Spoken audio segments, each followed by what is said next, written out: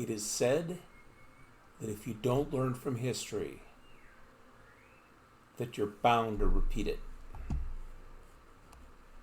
Hello everyone, this is Some Old Man. I would go so far as to say that whether or not you learn from history, you will repeat it. So it's best to learn so you can take advantage of history when it does repeat. One particular bit of history that I think that we could learn from is the rise and fall of the Roman Empire.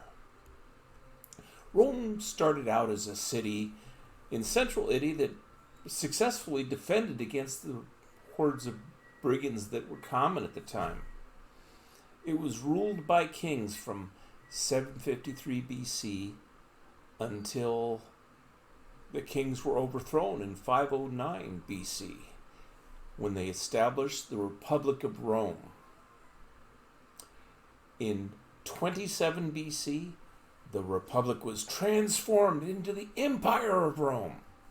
The Roman Empire lasted for 700 until 476 AD in the West, although the Eastern Roman Empire, Byzantine Empire, lasted for another 1,000 years.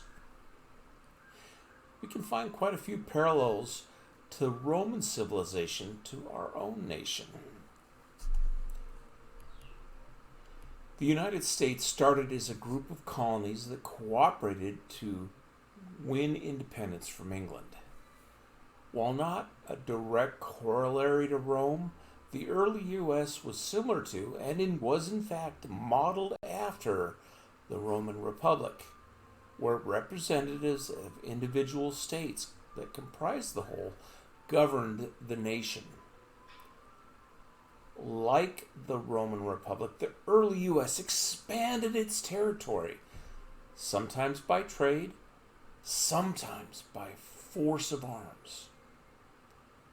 Most of this territory was made part of the nation with local governors, but ultimate authority of the nation and its doings rested with Congress. In the early U.S., if the early U.S. can be likened to the Roman Republic, then we might suggest that after World War II, the U.S. became more like the Roman Empire. Rome continued to expand, becoming the great stabilizing force in the world of the day. But this ended as the empire stopped its expansion and in some of the remote provinces broke away from Roman control.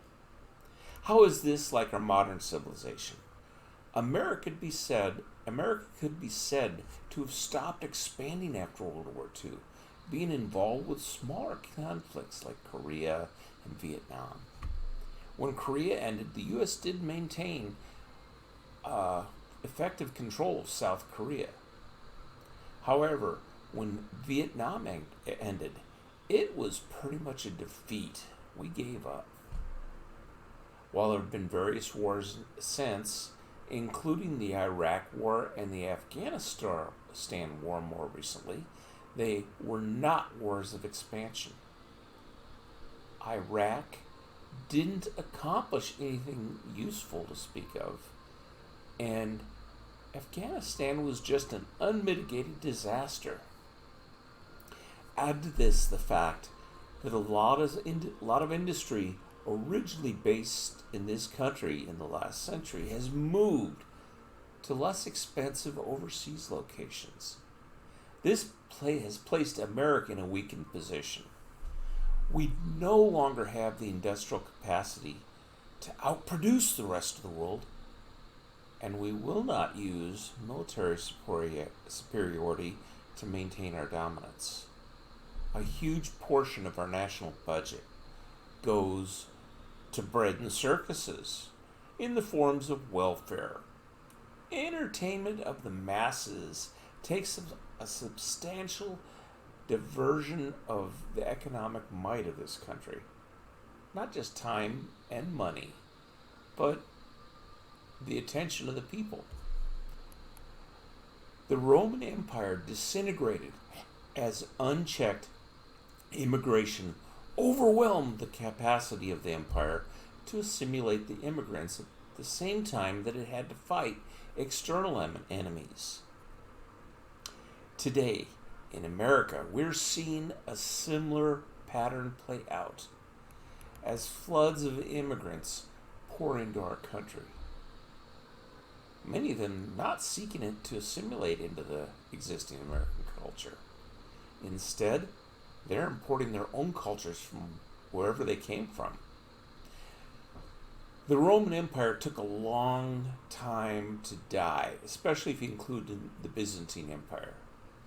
Hundreds of years. But it did die. The United States is on a similar trajectory. I don't know when or how it will end, but end it will. My prediction? Barring some other disaster, we're headed into an economic collapse that will make the Great Depression seem like a picnic. The nation's credit is maxed out, and the piggy bank is empty. The people who are working aren't going to be able to support the prolific spending that our government keeps on doing, especially after they can't just print the money. During the last year, it's almost like the government is trying to make it hard for those of us who want to work to work.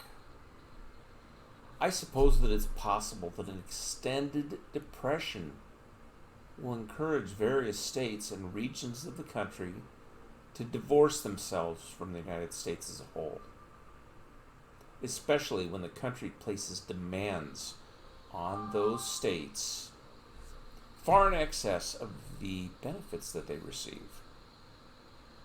Could we see a division of the United States into several smaller countries and different areas try to reestablish industry and production? Possibly. It should be observed that we're currently experiencing extreme weather patterns, variations from what we've experienced from the last 50 years. It's devastated agricultural production in much of the United States. And agriculture was the one strength that we still had. If these patterns continue for long, it's going to really make any attempt to climb out of the darkness a lot harder.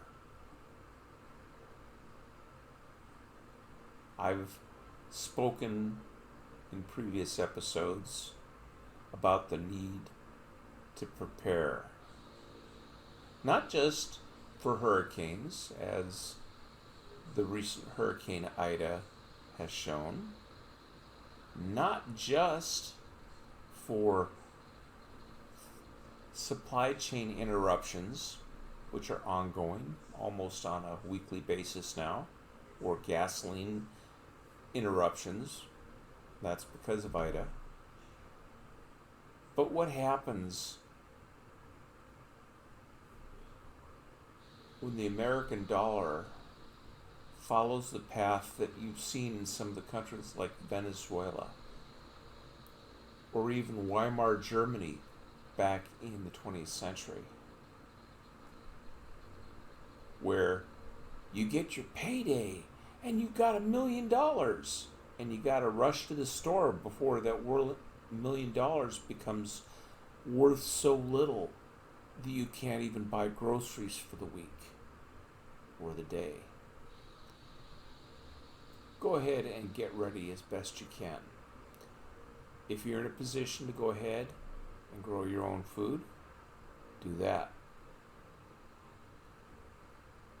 If you can get out of debt to the extent you can, do that.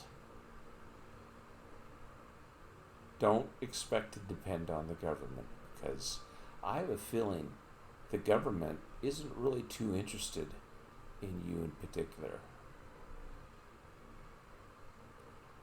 This is some old man. Just some thoughts for you tonight. Go ahead and hit the like button. Subscribe if you aren't already. Hit the bell notification so you'll get notified of hopefully my more frequent ponderings as I move forward. I'll bid you adieu. This is Some Old Man signing off.